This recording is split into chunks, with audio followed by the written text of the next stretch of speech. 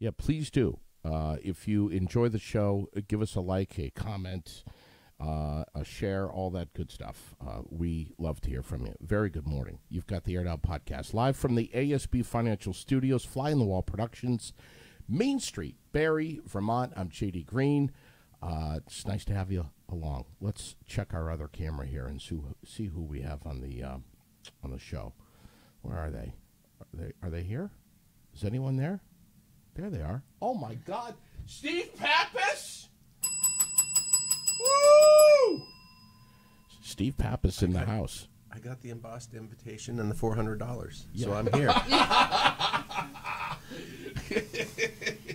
and you know what kills me is that you requested that money in cash.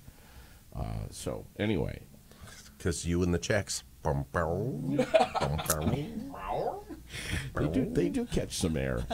We all have coffee. The three of us are together. Oh, my God. And look at the excitement coming in already. Josh Howard, first out of the chute with all caps. Pappas. I get that a lot. Michael Booten, right behind him in a close second place in the rear view. Pappas. All exclamation point. Can you see this? No. Did they say Pappas or Pap Ass? Because I get Pap Ass a lot. There's one S. There's one S right there. And Michael Booten just gave us 100 stars. I mean, this is huge. This is huge. If I had Raylene. Good morning. I know we're not giving. Good morning. Raylene's here. Woo! I'm here every day dealing with your crap. Yeah. We got 100 stars just right now, just because Pappas is here. Amazing. And for the folks, they're everywhere on city council, big government executives in our small city who don't understand the significance of having Steve Pappas on the Air It Out Podcast. What is he talking about? Do we ever know? So I'm glad to be here. It's glad to be back. I'm glad to be back. I'm glad to have you. You like your coffee black? I like mine with a little bit of cream in it. Cream? You had cream with a little bit of coffee in it, is what you had. That's what Sherilyn says. She's like, go easy on that. I mean, it's like drinking ice cream. Can we still be friends? Because you like your coffee black. I disagree with black coffee. I have a problem with it. So this will make Raylene unhappy, but I drink black coffee because when people say, can I get you a cup of coffee? I say, sure. And then I don't want to be a burden any more than that, so I always just say I drink it black. Well, you dumbass. I would have made it any way you wanted. See, there you go. We have sugar and cream and all that stuff. I know. Sweet and low. I'm right there with you. Honey. Maple syrup.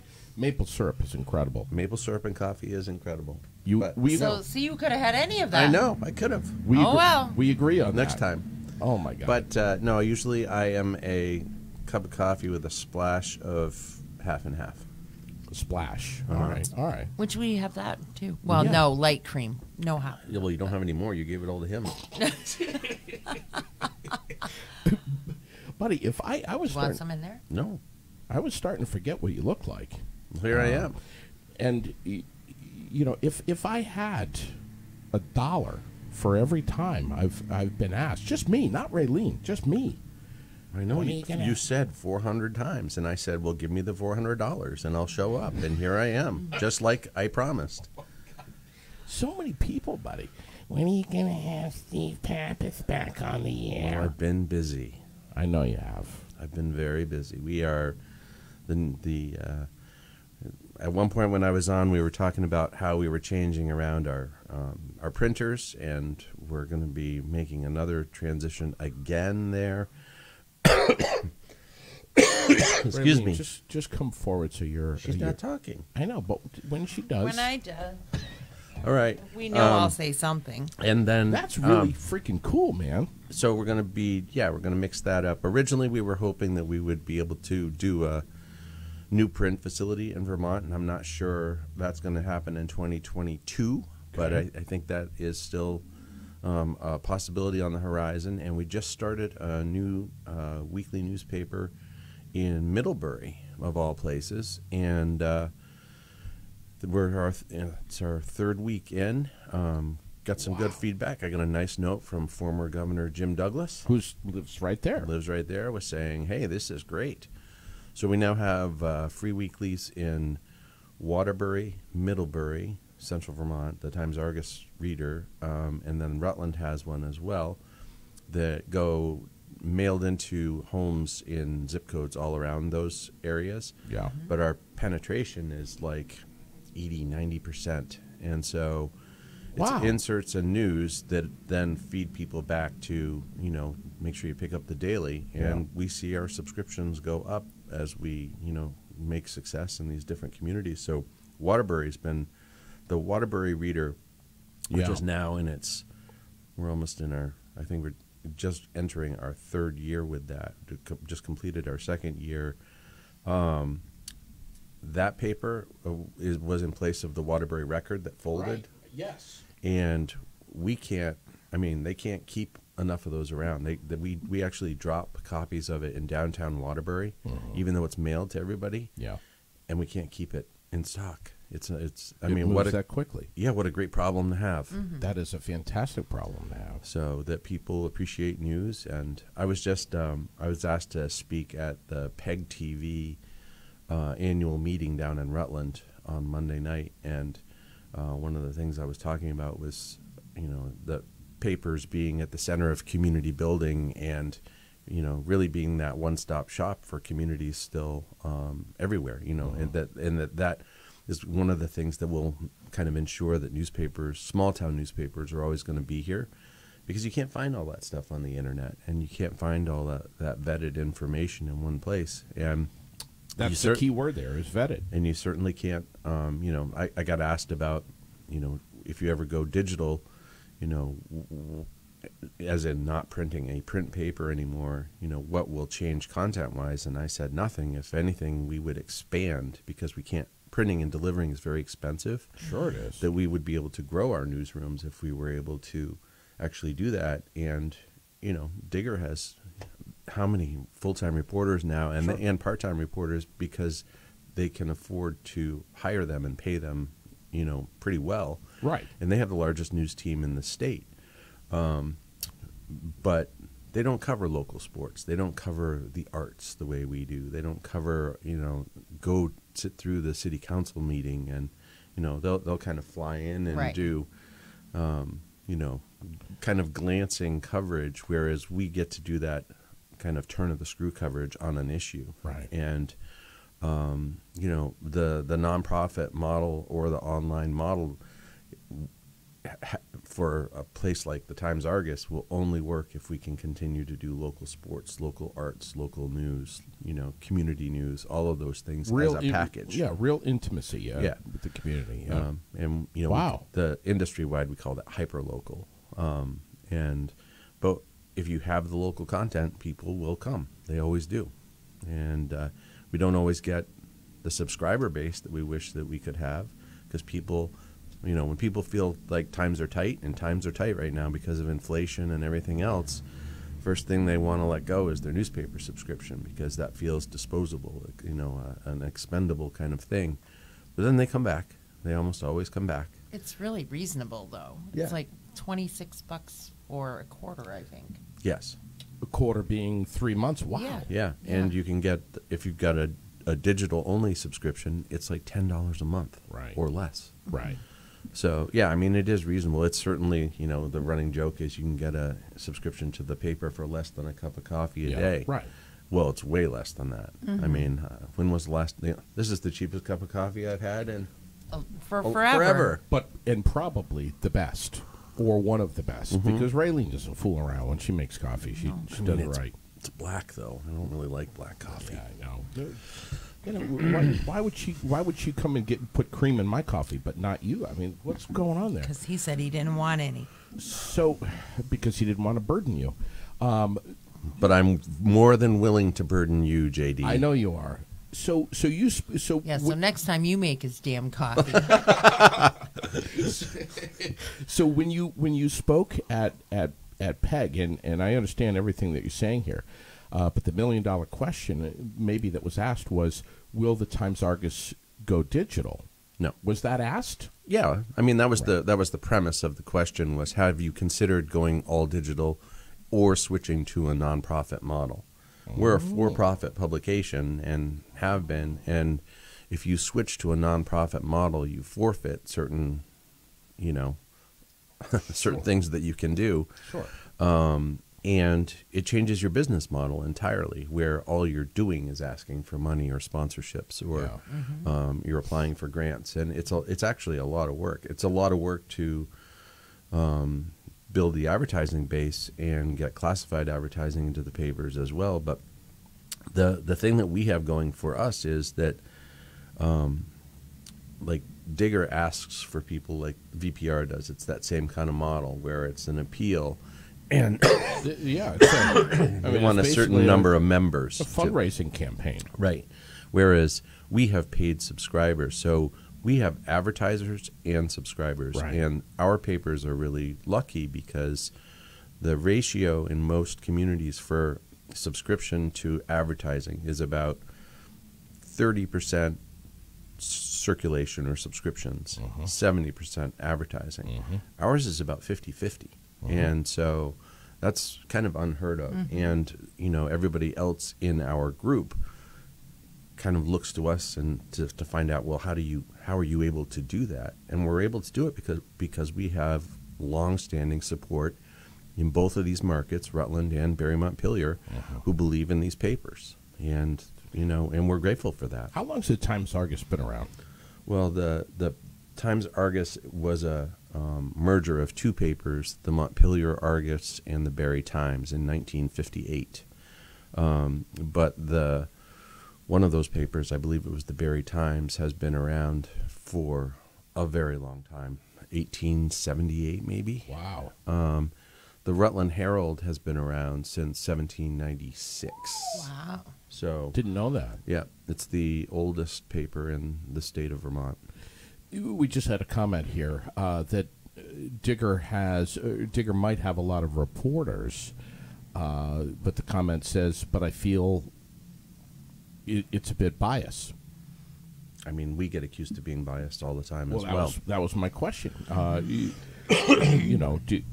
Do you think Digger's biased, and do you think the Times Argus is biased? So, and we've talked about this a little bit at times, and I can't really address what people think of Digger because it's not my organization. But you also can't control what people think, period. Nor will I try. So Right. I'm still trying. People like Digger. I will tell you up front that Digger has a place because it has so many papers have scaled back their State House coverage, including the Times Argus. Sure. I mean, I'm the reason there is no Vermont Press Bureau at the Times Argus and Rutland Herald anymore because I shut it down. Like, we couldn't afford it anymore. We could not afford to have a group of reporters just hanging around the State House. Right. And Wow. that's part of my legacy. The other part of my legacy is I laid off Pulitzer Prize winning editorial writer David Moats. And I will always be associated with those two things of, kind of kicking at the legacy of journalism in the state of Vermont. But I also have to make business decisions that are smart, and the papers are still here because we had to make cuts. And would I love to have them back? Sure, I would love to have all of. I don't necessarily want to write all the editorials all the time. Sure. What did you say to David? What did you say to David when you had to let him go? Well, it was a conversation about how it's a legacy position and that most papers don't have somebody who exclusively only writes editorials, and that he was welcome to stay, but I needed him to do other things, other editing duties and other, whether it was being a writing coach or being an editor or helping in the development of content in a different kind of way. Wearing a few more hats. Well, just shifting the hats around because with fewer people, and he opted to retire instead. So, I could not give him an offer he couldn't refuse. Yeah. Right. So he opted to leave, and he left under positive terms. but he also writes for Digger now. So, that shows you that there is a bitterness, and that it didn't go as well as one would hope. But we move on. We keep doing what we're doing. He's been gone for several years now, and I occasionally still get somebody calling me up and thanking me for David Moatz's editorials, and I'm like, well, you're welcome. Considering I wrote it, that's high praise. Yeah. Right. Wow. But That's to so answer your interesting. question about Digger, we need Digger because we need to have the level of coverage that they provide.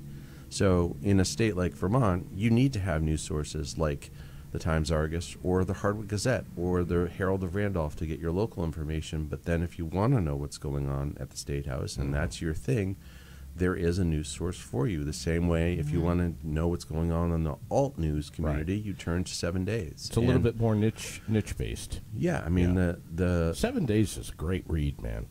But they go really deep into stuff. Oh, for sure. And I mean, that's their thing. And they, if you pick up this week's edition, you'll see they won a ton of awards at the New England Press Association, including General Excellence, and then for reporting that they've done. Again, we need to have Vermont's really blessed. As a community of 620,000 people. We have a really great blend of journalism in the state, whether it's local journalism, alt journalism, or online journalism. Do I wish we all weren't competing for the same pot of money? Yep. Do I wish that we weren't all kind of sometimes working in cross purposes? Yep. Is that the nature of the beast? Yep. And we just keep going. We just have to do the things that distinguish us from everybody else. So, and what distinguishes the Times-Argus and the Rutland Herald from Digger is we cover local sports, we cover local news, we cover local arts. And we bring the things that we feel matter to you as an audience, as readers. The information that lets you help make educated decisions about your day, and I don't think Digger can do that with the same kind of dexterity as a smaller paper. Oh. Interesting. You seem to be almost defiant in a way, where it's like, God damn it, I'm going to hang on to newsprint no matter what. I'm just not going to let it. Technology outpaces me. I mean, I'm 54, and most of what I do on any given day has outpaced me. I mean, I'm the production of a newspaper is very linear. It is, you start with nothing at the beginning of the day, and you have to have a product by the end of the day. And to me, that product is a print product, and that's what people rely upon. But that's not actually true. We're a news organization now where we have to put things on the web. We have to put things out on the website. We need to put things out on social media. Of course. And all of those things have a different, if I took everything we had and I put it on Facebook, people wouldn't need to subscribe to the paper. Right? So you can only give them so much. So you have to give them a tease here, a tease here, a tease here. So every piece of news that we have has to go through a rubric, and we have to determine when it's going to go out, how it's going to go out, how much of it's going to go out, what's going to go behind the paywall, what's going to go outside the paywall. And there is some that's free content. We get do. 5. Yep, Right? 5 a month. Yep. 5 a month, and if it's a COVID-related story right now, it's outside the paywall.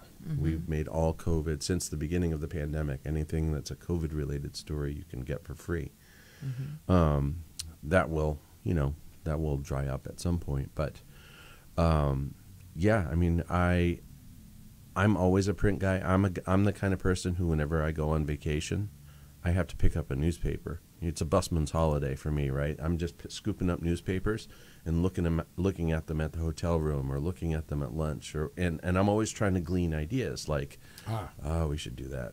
That's something we could integrate here, or that's a good policy to make sure that the public knows about, and this paper does it really well. We should do that here. And so I'm always bringing ideas back, whether it's story ideas or just, things that I like that papers do. So to always be improving upon the product. But in my mind, it's always the print product. I don't, I'm not like, how can we make our social media presence sexier? And understand. Well, there's people for that. no, there's not. Not in newspapers. Well, no, I'm just saying there's a sector right for that. But there is, but one of the reasons that newspapers don't do as well is that they don't tell their story across the different mediums very well, because journalists don't talk about the work they do very well. We're not used to self-promoting. Right. We're used to just putting it out Putting there. it out. And report on it and put it out. So I have to, the other thing about putting news out all the time is that means you get criticized all the time instead of just, Sure. The next morning. Right. So you're constantly kind of a Well, barrage. once it's been printed, it's in stone. Well, it's in ink anyway. Well, yes. Josh Howard just wrote, I prefer a paper that I can hold. I subscribe for delivery, and it's a nice way to start the day. Grab the paper on my doorstep and see what's happening in our community. Thank you, Josh. Yeah, no, I mean it's routine, and it's people making that tactile connection. And for years, I don't know if you remember this, but for years, the first thing that was in the upper corner of the paper, it said "Good morning." We wanted it to feel like you were being greeted by a friend every day, Sure. and it was reliable, and it was something that you could trust, and that you didn't have to question, well, is my paper going to be there, kind of a thing. Have there been times when the paper just hasn't made it to print? Just hasn't. Knock on wood, not on my watch. Even Irene and some of the major storms that we had, we continued to print. Even when the Times-Argus was underwater, we still printed. Yeah. Not underwater, but we printed somewhere else. Yesterday was town meeting day in Barrytown. Sure was. Talk to me. Anything in the paper on that? No, because the results the polls closed at 7 o'clock last night, which was beyond where we could get it in. And I think Eric is up there this morning getting the results. So, no. Radio legend Greg Hooker is watching right now. Hey, Greg. Nice to see you. Isn't that cool, man? Yep.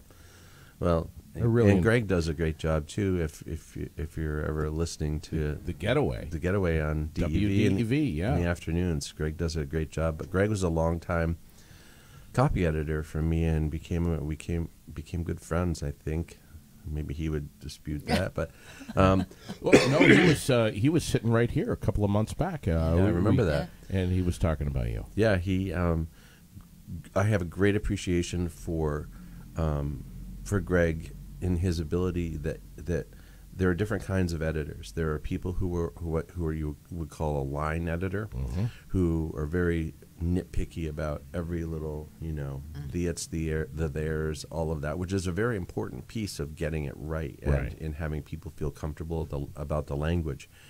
Greg read every story as a reader, and he would come at it and he kind of just dive into a story and look at it and be like, well, that doesn't make any sense to me. And he was always kind of questioning the reporters about, well, you got to explain this to me. I don't understand why that is. And the content has in the copy editing since Greg has left, that piece of it has gone away, where we just kind of assume that people know what we're talking about, but they don't, because we're in the weeds. We talk about it all the time, but when you put it out into the public and you assume that they know what you're talking about, and they don't, they're lost, and they get really frustrated by that. So Greg always could read a story and edit it in such a way that it was more friendly and more contextual for the reader. And that's what makes it interesting. I mean, there are different kinds of editors, there are different kinds of reporters. A journalist by virtue can be a really good investigator, but they can be a terrible reporter, like a terrible writer.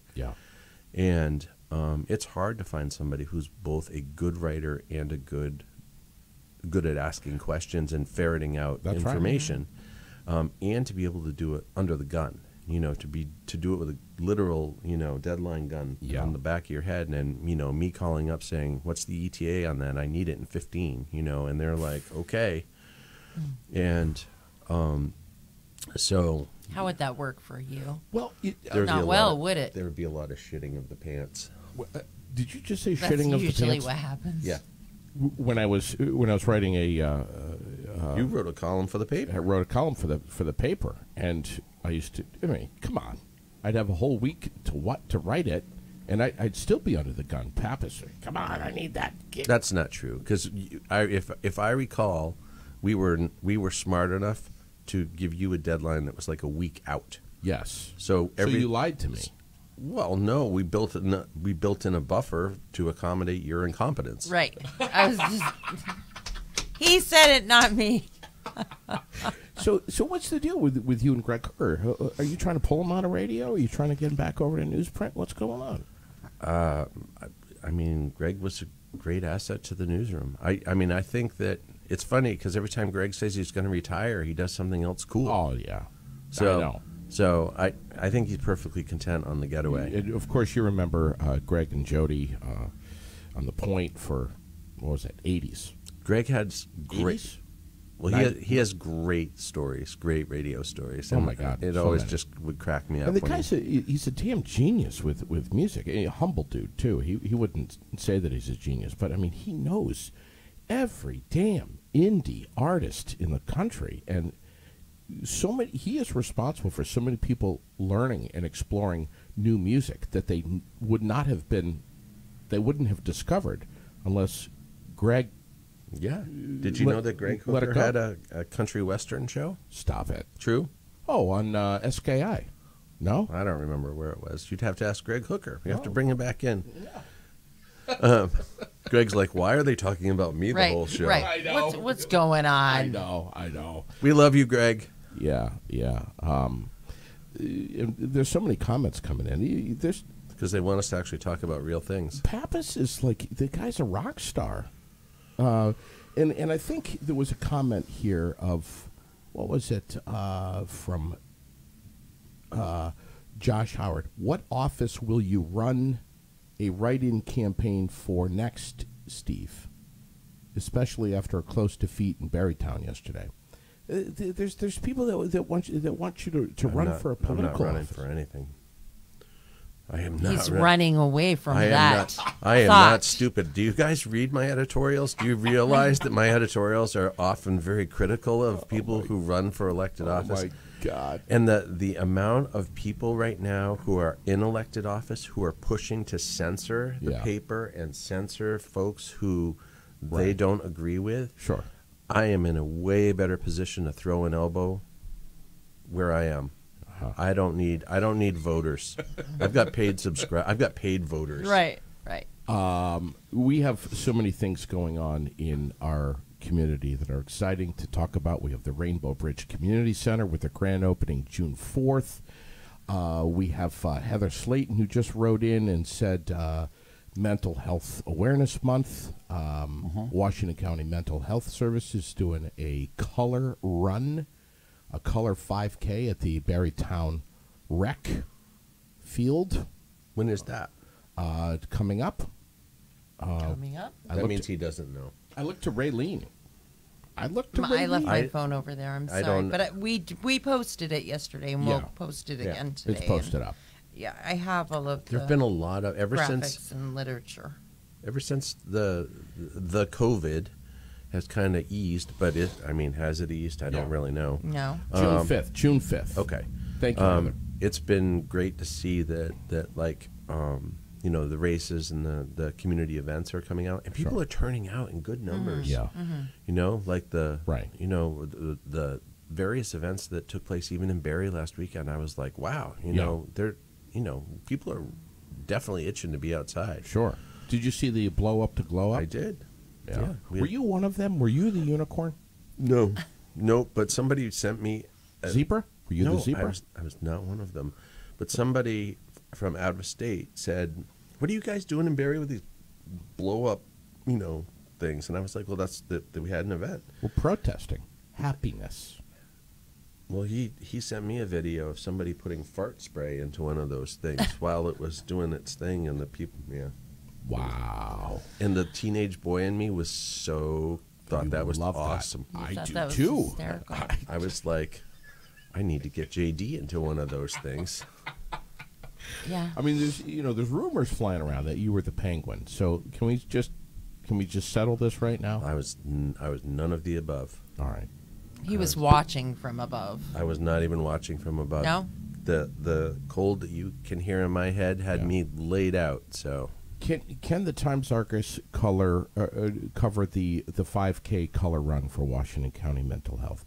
Can the Times-Argus, can you get a reporter over at the Bikers for Beth poker ride coming up? Not this coming 21st? weekend.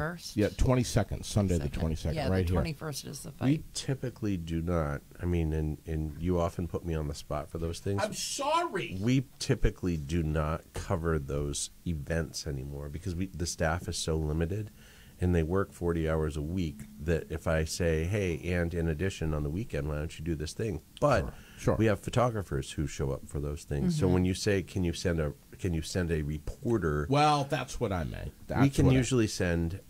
And Dave Delcourt usually does a really good job of advancing things that are coming up in the community, like a run or a poker run or things like that. And he puts it into Talk of the Town. Yeah, it does a great job with that, by the way. And so I shouldn't have said reporter. We tease those things in advance so that people are aware of them. But on the day of, we typically don't have the resources. So we tell people, shoot photos, and we'll put it in the community news. You email us the photos, and we'll get it in. Sure. But we can't staff every event like that. What about we just don't have time. Speaking of and I just mentioned color. I want to talk about color of print. That's something that the Times-Argus is still doing. Yeah, there's got to be a price tag to that.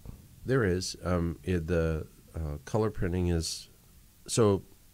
I won't go into the details of printing, but it's actually affordable. And the print facility we're using right now, Quebec Core, allows us to have print on every single page, which was not the case when we were printing in New Hampshire. There would be some pages that were allowed to have color, and then inside pages had to be black and white. But now we can have color on every page. Now, will that carry forward when we move to a new printer? I don't know. I don't. It depends on the ability of the press. Not every press is created equal. You cut me off anytime, Raylene. No, I'm just waiting for you to shut the hell up. What? Because I have to go. Oh, sorry. Sorry. Just real quick. Rory Tebow. Random. Random. Yeah, Rory's running for Attorney General. The picture. Yeah. And one of his deputies is going to run for Grace. his seat. Yeah. Okay. And so, yeah, I mean, not a surprise. Which is in your paper today. Yeah, it's on the front page. Yep. And Rory running was in. I will say that this next election cycle is going to be very interesting, and it will be interesting to see if Phil Scott runs. Because yes, it will. When are we going to get the word on that? So he's I expect thinking long and hard about this because he's going to have a new attorney general, a new lieutenant governor, a new secretary of state, and a new state treasurer at a minimum. It's going to be somebody else in Peter Welch's seat for Congress. That is a lot of change at once. Sure. And if all of a sudden you're having a lot of change at local levels, you're having a massive amount of change at the superintendent of school levels around the state. That's right. And so if you've built a team, and not that anyone on his cabinet, I mean, Mike Pichek has stepped off and is now going to run for state treasurer, but if you're looking at everybody you need in your leadership to help you make decisions to lead the state, and all of a sudden you're the institutional memory, even though you're elected for that job, there could be some, I think it will all be fine, but that's a lot of new faces at once. Yeah, it is. There's plenty of politicians that are saying, you know what, I've had enough. I'm getting the hell out. Well, and then that's opening a lot of doors for people that are saying, I might look at this as an opportunity to get in. Well, and I hope young people run. I hope that if there are people who are going to run for especially state senate and House seats, that it's young people who are going to run because We need some fresh eyes. We need some fresh energy. Yeah. We need some new ideas. For sure. Josh Howard is printing up Pappas for governor signs right now. What's that all about? Josh, I'm not splitting the $400 with you. Greg Hooker just said, I think the history books will show Pappas as a local hero for his stewardship against all odds of local news. So we'll close out with that. Yeah, thanks, Greg. I'll take it. Yeah. Thanks for coming in, buddy. Yeah, it's good to be here. We love you. We appreciate you, everything you do, and just carry on. You too. We're going to see you again in here? I mean, when you raise another $400, I'll come in.